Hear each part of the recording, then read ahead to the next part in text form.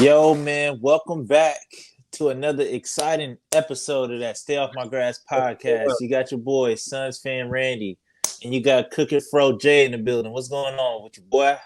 Hat Man Randy. My bad. My computer's falling off the side. What's good? What's good?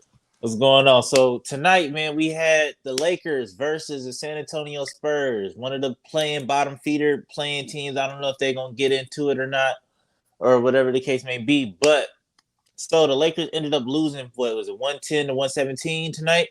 Yes. And just from the outsider's perspective, I felt like today was one of the, even though no LeBron James or whatever the case may be, I don't know if y'all would have won if he was playing or not, but I feel like that's just a debate or whatever the case may be. But just from the outside looking in, I feel like the energy was definitely there. I feel like people realized the moment people realized they walked into it and they didn't just kind of lay down and just let San Antonio do whatever they did, especially like last time. And DeJounte Murray kind of lit into y'all a little bit. But I feel like just as overall, like what went wrong was I feel like this one you got to put on Frank. Like this one was bad rotations. For whatever reason, he didn't want to play Dwight after Jakob Poeltl was just out there just doing whatever he wanted to do in that fourth quarter. And it seems like that's like San Antonio's thing. You know what I'm saying? Like in the fourth quarter, they just try to go through him, and then y'all ran with the small ball lineup, switching out Melo and Stanley Johnson in the center and stuff like that. And then it was just too much. You know what I'm saying? Y'all couldn't grab boards, y'all couldn't guard him. Every time he was going up, he was getting fouled, even though he's not a great free throw shooter. But you know what I'm saying? I feel like they just kind of just kept it steady. They didn't panic. They didn't make very many mistakes at the end of the game.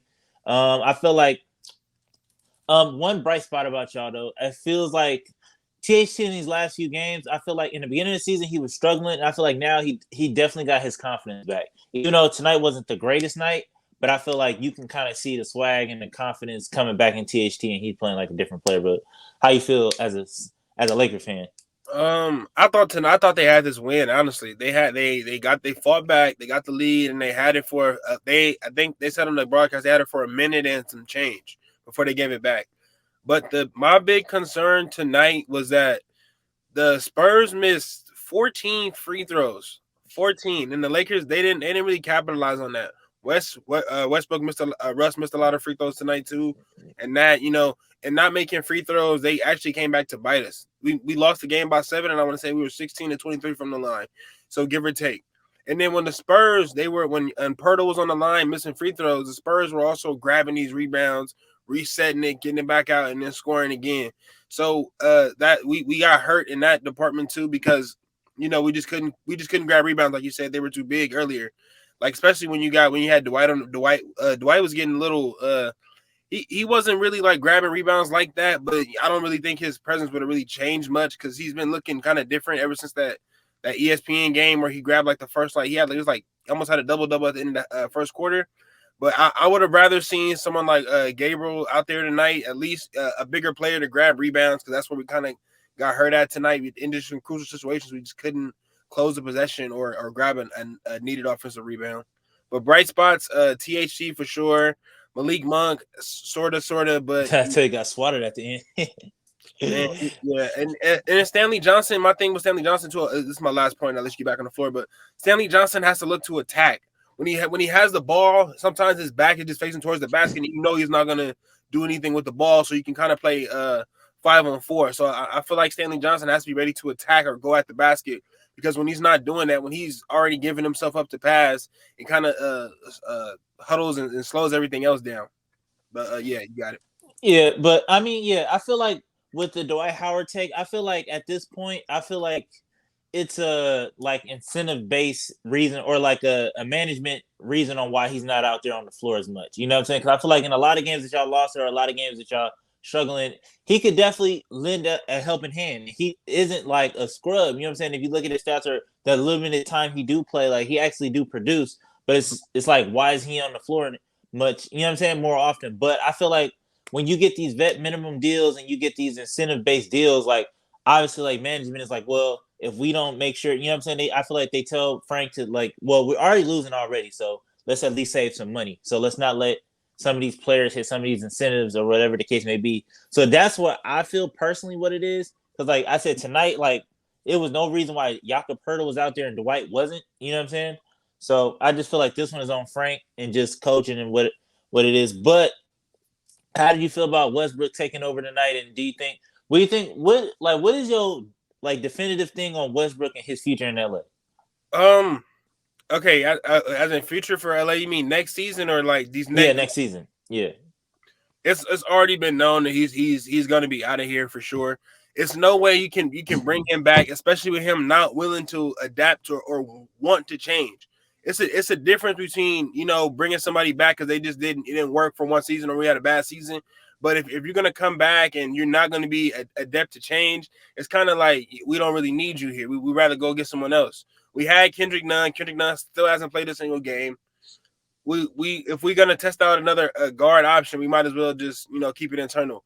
But my thing with the Westbrook is if we don't bring them back, right? The Lakers need to bring back the young guys, Reeves, Johnson, Monk, THT. Like these guys need to stay on the team because we like I said before, like the Lakers don't build anything. They need to have some type of core players on the team. Like they don't have no 10-year players. I think LeBron is our longest 10-year Laker right now. Right. So LeBron. on a scale of 1 to 10, how surprised would you or wouldn't you be if y'all didn't make the play-in? Because I feel like y'all one game ahead of the Pelicans right now, and the Pelicans went on a 4-game winning streak. They got their butt whipped the other night, but you know what I'm saying. I feel like y'all kind of going back and forth, like you know what I'm saying. I feel like y'all one more losing streak away from kind of sliding out of that spot. So, do Um, you go you ahead? said if we don't, how I feel if we don't make the play-in, Yeah.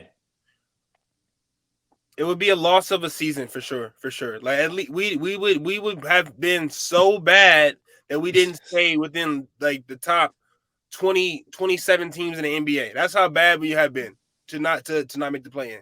15 teams in the conference and you can't stay within the top 20 of the NBA, then that's underlying problems. Like we seen tonight, we seen the guys compete without a LeBron, and that's minus 25 points on the scoreboard and whatever else he brings in the positive department. So like it's like it would just be a loss. Especially it would just be a loss of season if they didn't at least make the play in with all the capable abilities of players they have on their team. If they didn't at least make the play in, that would be a loss.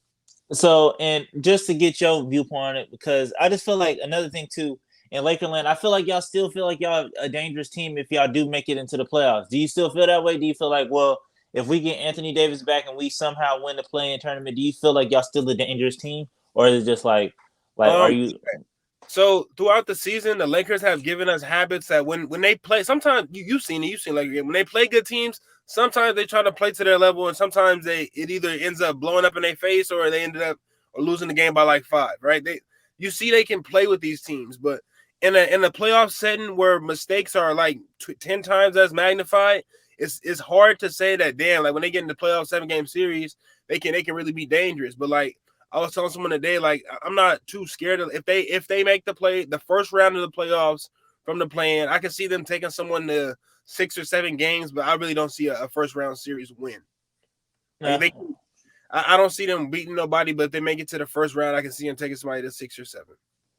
All right. Well, that's gonna wrap it up for here, man, on the Stay Up Your Grass podcast, man. So we got the Suns tomorrow. We got Miami. So hopefully we can come, or we got the Magic and then Miami the next day. So Yeah, I got till the next time. Florida 2-step. That's what they call it. Florida 2-step. Yeah, man. So until next time, man. Peace.